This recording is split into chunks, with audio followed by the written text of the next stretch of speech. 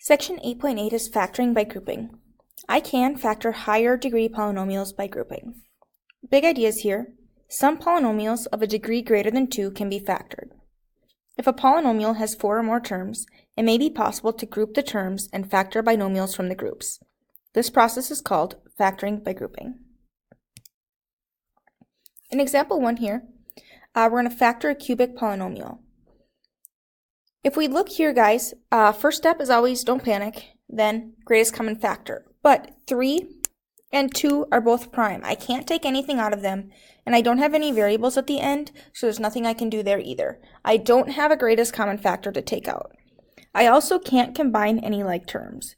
So what I am going to do here, guys, is I'm going to split these up a little bit. I'm going to split them into 2 groups, factor by grouping. And in my groups, I'm going to take out what's common just from those. So I have a 3n cubed. 12 is 4 times 3, just 2 times 2. Put a 3 in my 3 column, make 2 columns, and a negative 1. N squared. Okay, my second group, I have 2n and 8. 4 times 2, which is 2 times 2. 2 in my 2 column, make a 2 column, another 2 column, and a negative, so negative 1.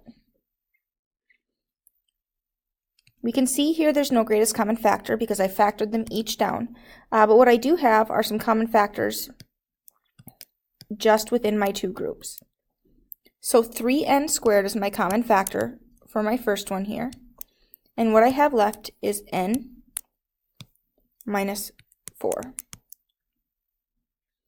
In my second group here, I have a 2 common. That's my greatest common factor, and it's a positive 2, so plus 2. What I have left, n minus 4.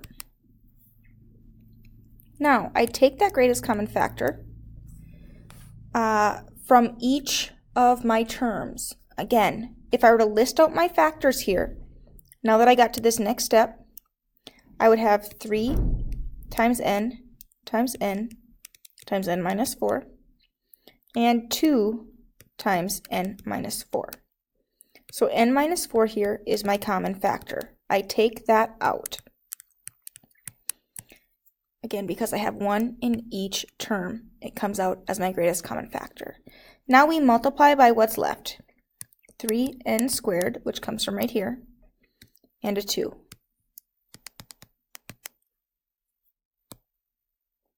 And that's my final answer. Again, if we were to multiply this back, firsts, outsides, insides, lasts, put it in standard form, and that matches with what we started with. So we know that our answer is correct here. Now feel free to pause here and give this a try if you'd like. I'm going to factor these down to check for a greatest common factor. 8 is 4 times 2, which is 2 times 2. So here I have 2 times 2 times 2 times t cubed. 14, 2 times 7. So I put a 2 in my 2 column, make a 7 column, and t's in my t columns. 4 times 5, 2 times 2. So 2 times 2, and a t in my t column. And 35 is 5 times 7, and no t's. So I don't have anything common in all of my groups. Okay, no greatest common factor. So from here, I'm going to split them into 2 groups. I'm going to take this as one group. I'm going to take this as one group. Okay, my first 2 go together, my last 2 go together. So just within those groups, 2t squared, I can take out of my first groups. What I have left, 4t and a 7, so plus 7, positive 7.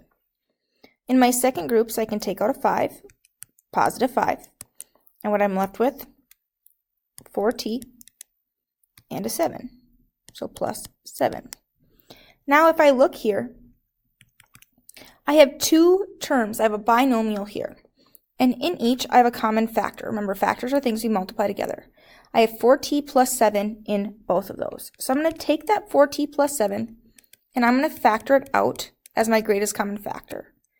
Now it's no longer a part of my individual terms. What I have left then is 2t squared plus 5. And that is my greatest common factor. In example 2 here, we're going to factor a polynomial completely. So I'm going to look for a greatest common factor by breaking down all of my terms. Here I'm just using a factor tree to get my prime factorization. 4 is 2 times 2, and I have q to the 4th power, so 4 q's multiplied together. 8 is 2 times 2 times 2. It's negative, so I have a negative 1, and 3 q's. 12, 2 times 2 times 3, and q squared.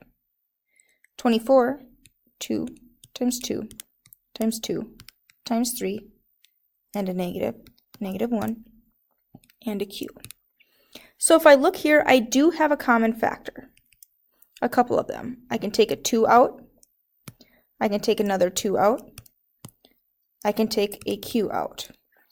So what I have here is 4q times q cubed minus 2q plus 3q minus 6. Now, everything that's inside here, I need to factor further. I can rewrite these all out if I want to, or I can look over here because this shows me what I have left. We took out our greatest common factor. That's been used. It's gone. And if I were to factor these all down now, I would get back to where we started here. So q cubed, I have minus 2q. This is a squared, sorry. I had q squared left. 3q and minus 6.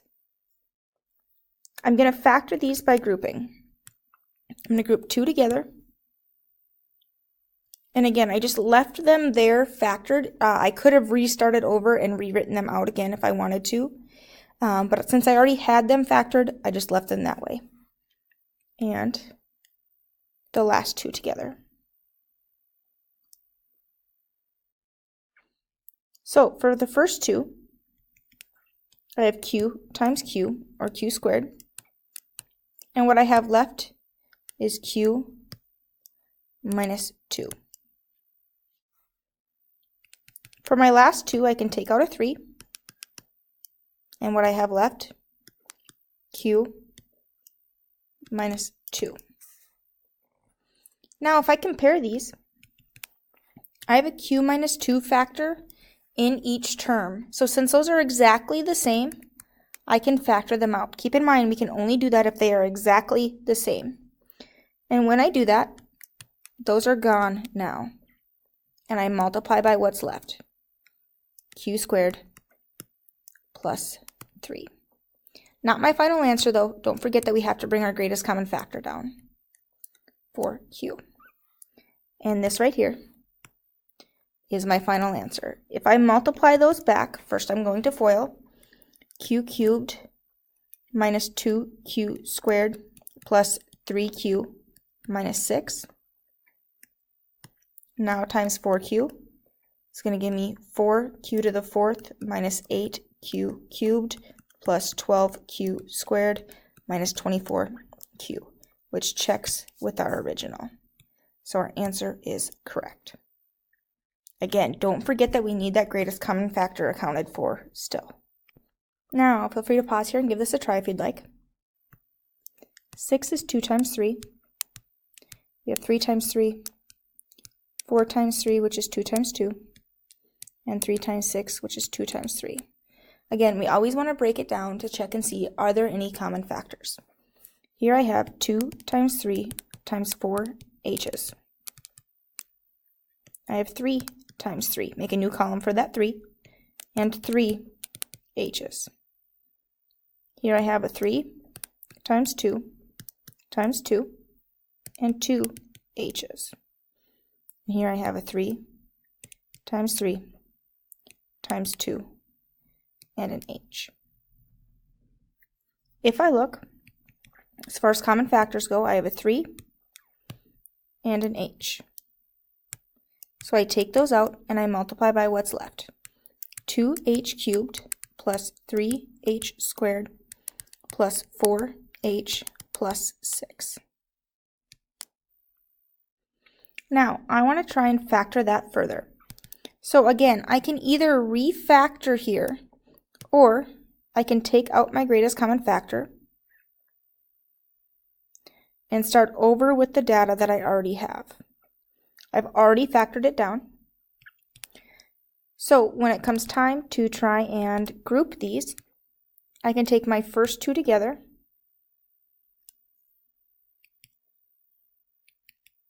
and my last two together. Again, I have 2h cubed, so if I factored this out, this is what I'd get. 3h squared, 2 times 2 is 4, h, and 6 is 3 times 2. It's just saving us time by already having our factors there. So for my first two, I can take out an h and an h. And I multiply by what I have left. 2h in my first row, which means my first term, plus 3. Second row, second term. In my second set, I have a common 2, and it's positive, so plus 2. What I have left, 2h in my first row, so first term, and a 3 in my second row, so second term. Now, because what's in my parentheses here is the same, I have a common factor, and I can take that out. Now I multiply by what's left, h squared plus 2. Don't forget we have that greatest common factor, still needs to be accounted for, of 3h. And here is my final answer. In example 3 here, the toy shown on page 530 is made of several bars that can fold together to form a rectangular prism or unfold to form a ladder. What expression can represent the dimensions of the toy when it's folded up? It tells us our volume is 3x squared plus 3x cubed plus 19x squared plus 15x. And volume is length times width times height. So we're looking for what three things were multiplied together to get to our volume. We're going to look for any greatest common factors here. So between 6, 19, and 15, there's nothing we can factor out because 19 is prime. But between x cubed, x squared, and x, I can take an x out. So if I take an x out, it's like I divided out the x. I'm left with 6. Instead of having 3 x's, I only have 2 left. Instead of 2, I only have 1. And instead of 1, I don't have any more x's. Here, again, we didn't have a greatest common factor, so we're going to use the swing method. And I'm not going to do this by grouping, guys, because I only have 3 terms. So I'm going to multiply by 6 here.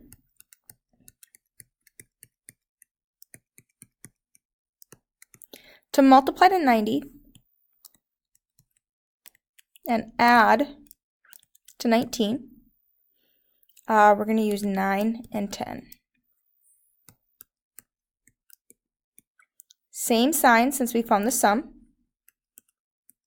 And to multiply to x squared is x and x. Same signs, both positive, 9 and 10. Now, don't forget that we have to undo that swing. So since I multiplied by 6, here I'm going to divide by 6. Reduce our fractions if we can.